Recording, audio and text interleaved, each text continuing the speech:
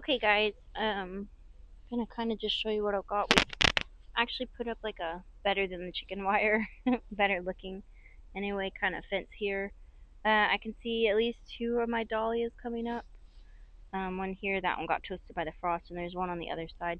The bullseye roses, I think, I can't remember exactly what. Dude, these chickens are messing my business up. I don't remember exactly if they're called bullseye. It goes by several names, but there's my other dahlia that's coming up. The Eden Rose, not normally down this far, but it's kind of gotten a little unwieldy, so I'm not surprised it is where it is. So let's see. I'm so happy I'm putting this fence and gate for me. It works so much better than the other one. At least, like, I can lock it, chickens stay out. Okay, excuse me. Okay, so we'll start over here. The wallflower is still looking nice. The pear is getting big. The winged peas have finally started to come up, and you can see the little marigold seedlings are coming up too. That is the pomegranate. It got a like frost damage, but it's coming back. And my strawberries are good. There's a one little blueberry. You can't hardly see it. There it is, right there. Hopefully that's not dead. I did reseed these beans because the frost busted all the ones that had come up, and the rest hadn't come up, but they're kind of older seeds, so that to be expected. That blueberry still has leaves coming out. My canna is starting to come up. That has got an edible tuber. They're pretty sizable tubers too, guys. The goomies, both looking good. There are still a couple of blueberries here, and let's see, that one, and that's kind of leaning sideways. I got in here and weeded a little bit. I need to weed some more.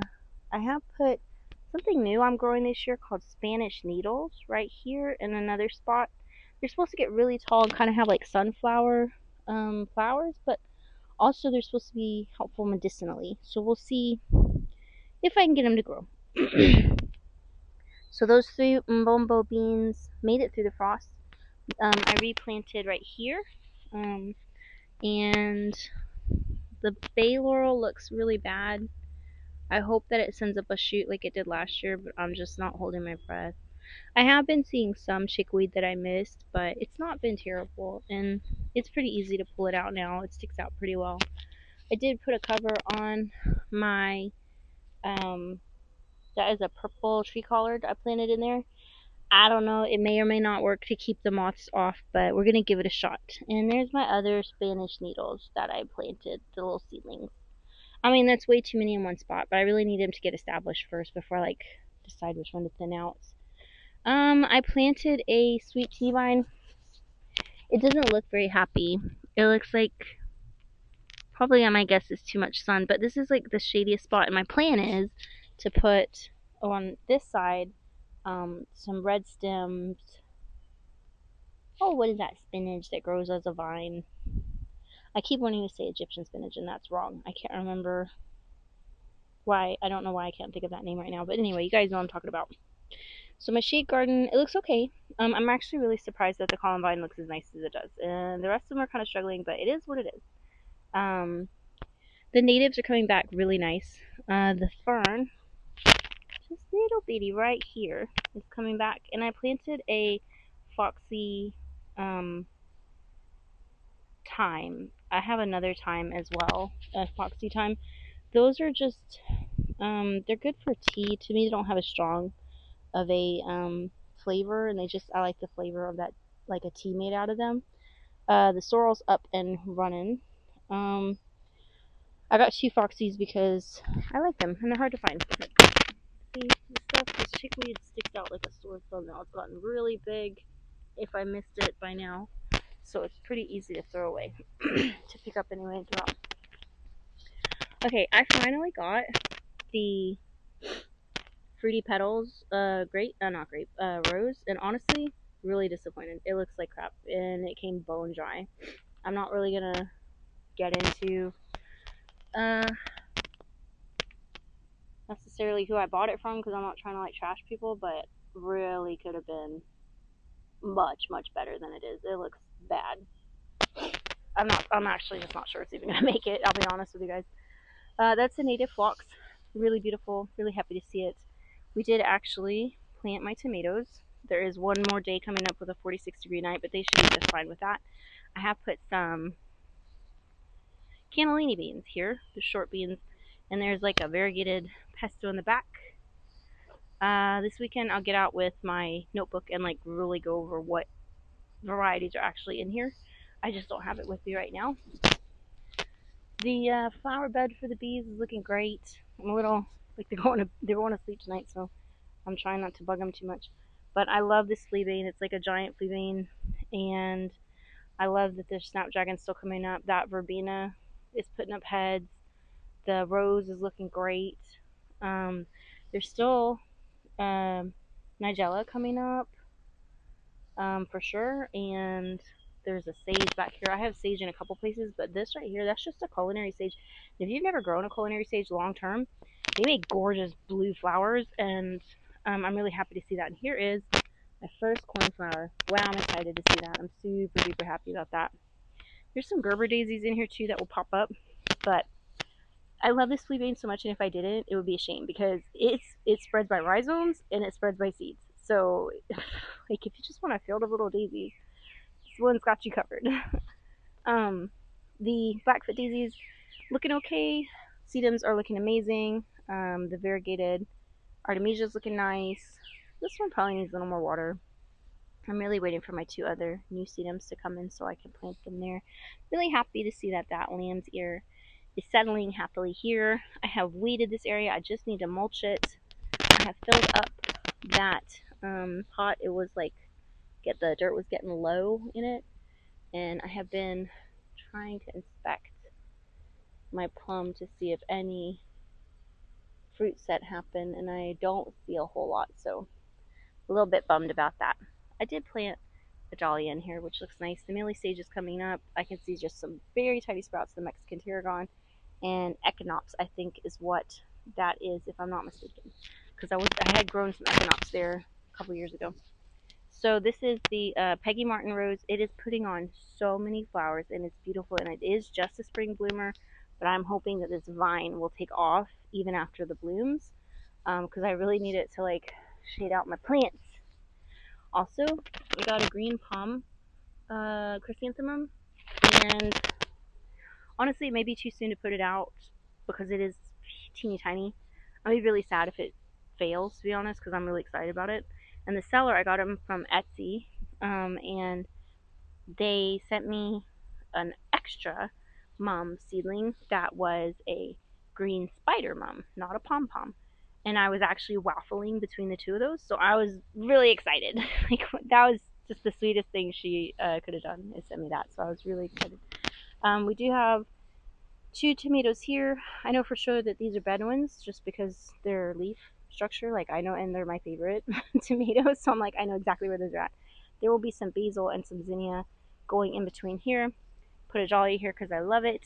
I have seeded, so finally topped off this bed, right, and seeded it with Green Blaze from Haas.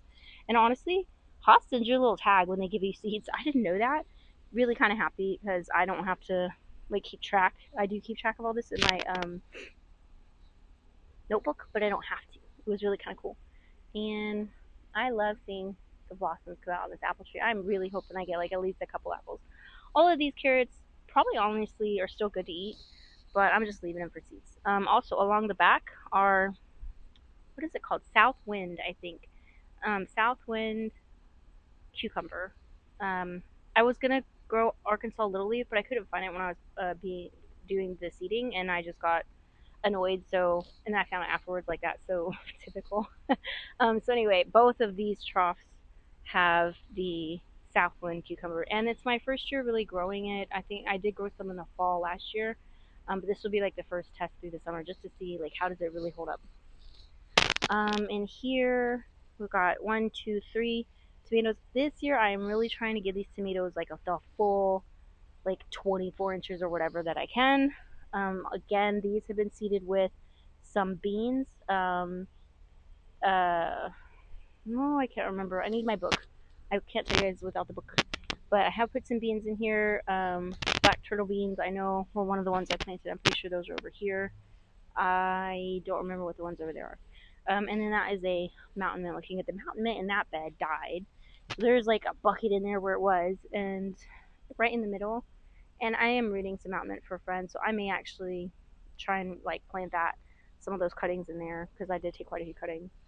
Um, I think I called this Serenity Rose. This is actually Quietness Rose, and it's looking good. I am trying to keep these are all my dwarf tomatoes, and the um, turnip bed hat is where they're going, and I'm still growing the turnips. So I was gonna. Ooh no! Don't be putting out flowers. Like gotta take the flowers off. We're not ready for that. Um. Anyway, look. Oh, there's another one. Oh, I'm so proud of you guys, but no. Like just no. Okay. So hopefully Saturday. It's gonna be like that's the where we get the 46 degrees, and it's like 62 degrees during the day. So hopefully that'll be the day I yank my turnips, clear the bed, like clean the bed, and then plant all of these dwarf tomatoes in there. Boy, this hollyhock is already getting ed up with the rust so bad, so bad. But I planted my opuntia cactus. It is spineless. Like there really aren't any big spines, and quite frankly, I've never actually seen tiny little glochids on here either.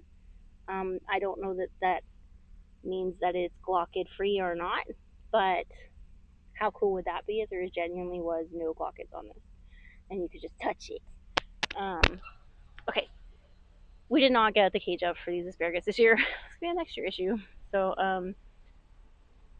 this is not tomatoes. These are cowpeas. These two are cowpeas. That one in the front is Kentucky Wonder Pole. I tried to do some Galilee spinach. It's supposed to be heat tolerant spinach. We'll see how true that is. Like I doubt that it will even sprout. To be honest with you guys, put a dahlia in here.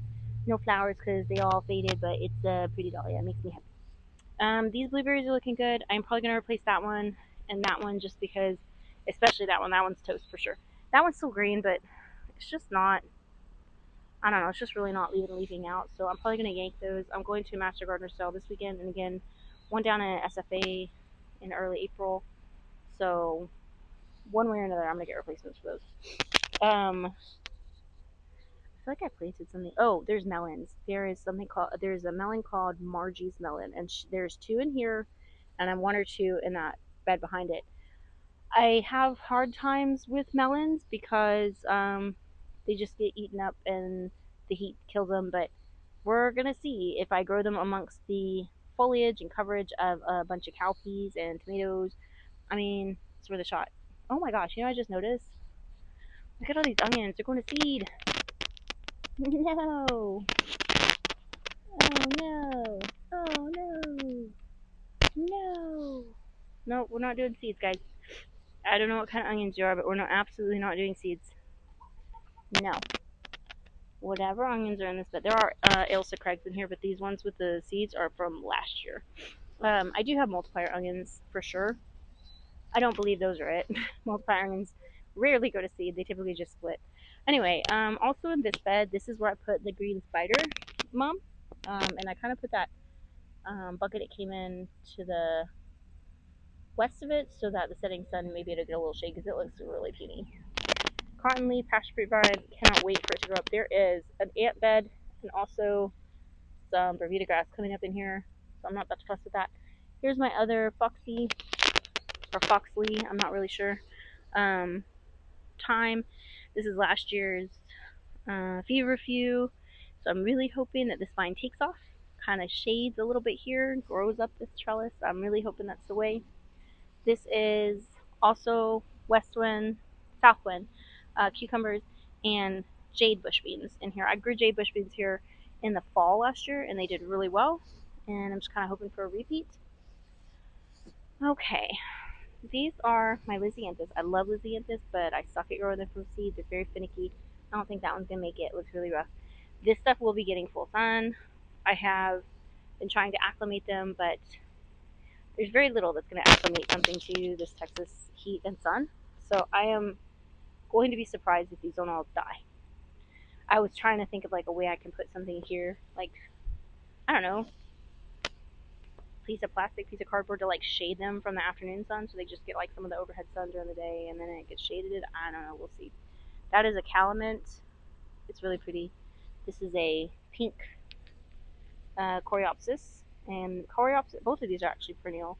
So I was gonna grow peanuts in this bed, but honestly, I love flowers, and I wanted to grow some. Okay. I could see this. Oops, coreopsis is coming back. I have reseeded the marigolds because they died or something ate them or whatever. I have transplanted the calendula from my towers, my gross green stalks over here. It is more sun. They are gonna, unless I get something growing up to shade them pretty quickly, they're probably not gonna make it through the summer. I hope that's not the case, but I'm just trying to be realistic. Garlic's looking good. I have planted corn in all of these empty spots. So this L right here all has corn. I think it's called something like Sweet Mountain corn or something like that. I don't know. I got it from Quail Seeds and it sounded good, and it's a short sweet corn. I love corn, but like I hate like everything says, oh, it's 5-6 feet. Nah, dude, here in Texas, it's like 8 feet, 10 feet. Like I don't care what it looks like in the north for you, it's 10 feet out here, and I don't want 10 feet corn. Okay, so I'm hoping this really does stay at about 6 feet because it's typically about 4. So that's my plan. By the time the garlic is done, the corn should be about yay tall. I will plant some moschata squashes in there.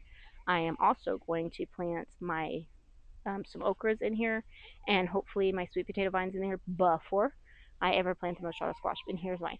Yes, the sweet potatoes will take off. Yes, the okra will get tall.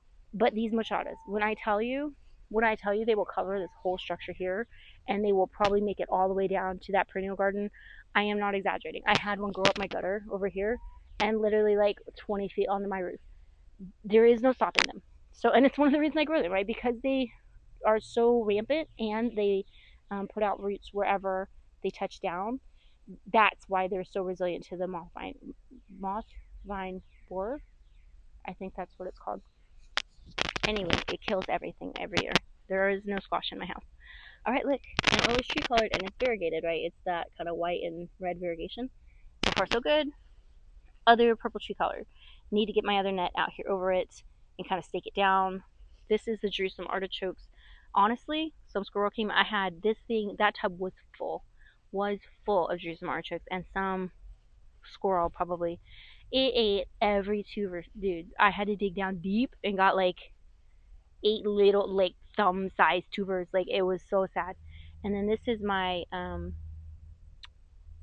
what is it called? Murata Yacon. It came back and then it froze, and so I'm really hoping it will come back. I haven't had the heart to go look at it because I'm scared it might be dead. So there's that. um, the other thing, I'm not gonna hop out of the garden to go show you because it's really far away. But each one of these, 1, 2, 3, 4, 5, 6, has a cherry tomato in it. And again, this weekend I will get my um, notebook out and we'll really go over like which varieties I've actually got planted. But everybody, say a prayer for my Lysianthus, that it is successful, that it does not die. That's my hope. And also, I'm gonna get a sprinkler because I've got so many seeds in the ground that we're gonna need it. I have got okra, tall okra, emerald okra, that I'm gonna put back there along the in front of the asparagus, and then the rest of this will be sweet potato vines, and I will happily let the sweet potato vines take their first shot, okay, at spreading and rooting. I will not let them go backwards. I will keep them from here forward. I won't let them travel back into the corn bed.